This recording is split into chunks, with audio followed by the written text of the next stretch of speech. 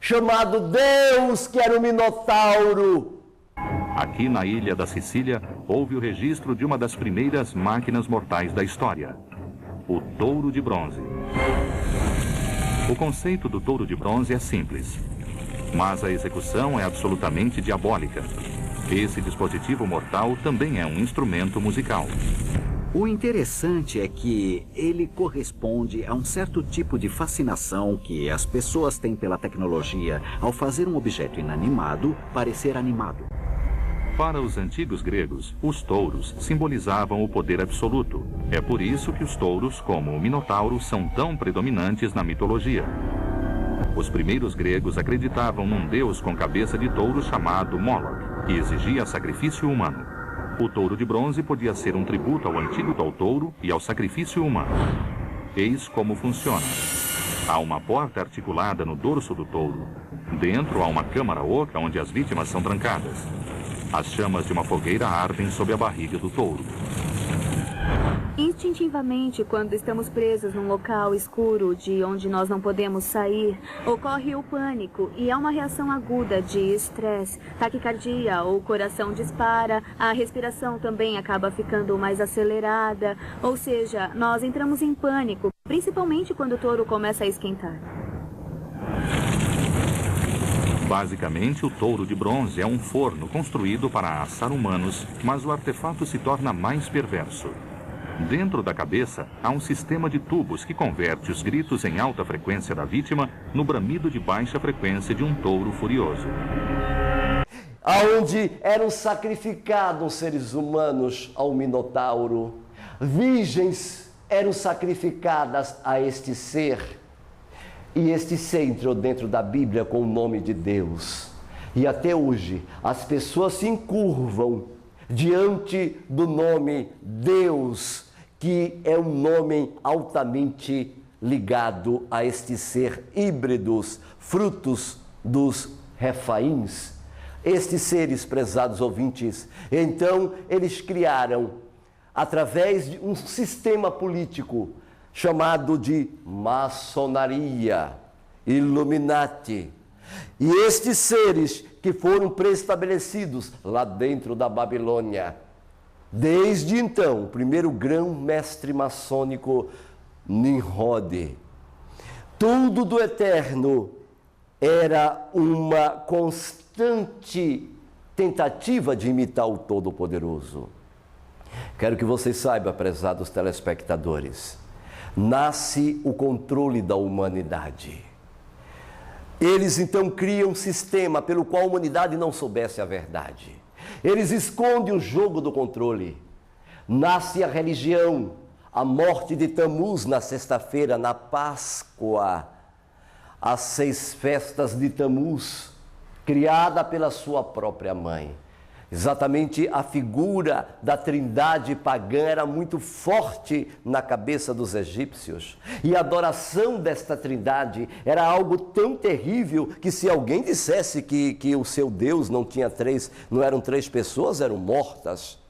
A figura da mãe, a pomba, a figura do pai, Deus, o Minotauro, e a figura do filho, exatamente o cavalo. E Tamuz era seu nome, que era a figura do cavalo com a cabeça de homem e o corpo de cavalo, exatamente o centauro. Não é à toa que os seus nomes em hebraico, por exemplo, Iesu Cristo, significa o eu sou, Iesu, cavalo. É incrível. A adoração a estes seres era muito forte. Porque os celtas, eles adoravam, daí que vem a palavra centauro, eles adoravam estes seres que passaram para a região do Japão, da Índia, da China. Eles vieram de um mesmo berço, vieram da Babilônia, eles vieram de uma mesma região, prezados telespectadores. Eles, cada um falava uma língua após a Torre de Babel ter as 70 línguas das nações se espalhados sobre a terra, mas eles levaram a figura da trindade, da Samíramis, da pomba. Eis porque a palavra paz está ligada à palavra pomba, que significa Samiramis. Para quem não sabe, Samiramis em hebraico significa a pomba. Exatamente por isso que a figura do Espírito Santo sempre foi ligado à pomba. Por isso que aquela pomba colocada ali no batismo de Jesus, exatamente era uma incorporação mitológica ao batismo do ser mitológico que foi incorporado exatamente posteriormente no Concílio de Nicéia e logo quando deu origem ao período de Constantino, desde o ano 313, para fazer este controle da humanidade. Eles então criaram 4 períodos na história que se desencadeou por 4 animais. O primeiro período animal, leão, período da Babilônia, com asas, exatamente o símbolo da hibridação que estes seres promoveram. E eles então mantiveram a humanidade totalmente ignorante das atividades dos reptilianos. O que eles faziam?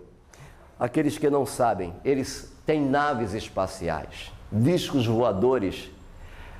Os protótipos que estão ali na figura do Egito, naves de alta tecnologia desenvolvida por eles, foram frutos do conhecimento passado pelos Melarins, passado para os gigantes, e os gigantes passaram para o outro, para os seus filhos. Por incrível que pareça, prezados telespectadores, eles mantêm suas atividades no Shammai, nos céus, em uma velocidade um pouquinho talvez superior do que a luz, que viaja a 360 mil quilômetros por segundo. E esses seres, prezados ouvintes, até hoje, os Anunnaki, eles mantêm atividades que só os governos do mundo conhecem. Atividades que eles conversam, como um dos exemplos técnicos disso é Churchill, lá da Inglaterra. Ele tem contato pessoal, os presidentes americanos, eles pessoalmente, face a face, eles têm contato com estes seres e eles os olham. Por isso, prezados ouvintes, que a sociedade moderna, a mente do homem é tão alheia. Quando você coloca estes fatos diante de uma câmera, por exemplo, as pessoas acham que você está doido, que você é maluco, esse cara pirou, esse cara é maluco. Nossa, isso eu nunca ouvi falar. Claro, você nunca ouviu falar. Por quê? Porque é tudo controlado. Eles têm um controle de tudo. Eles têm o controle da história. A história que passa para vocês é mentirosa. É uma história híbrida. É uma história de um sincretismo da Babilônia que eles incorporaram ao judaísmo. Eles, para poder apagar a história, eles queimaram. E nunca houve tanta queima de livros, os mosteiros que os digam. Aqueles que não sabem, os mosteiros eram estabelecidos em diversas regiões do mundo para a captação de livros, que eram hebraico e aramaico, as línguas kadosh. Daqueles que dizem que aramaico é pagão. Mentira! É mentira! E Yeshua falava aramaico, e a prova disso está na arqueologia.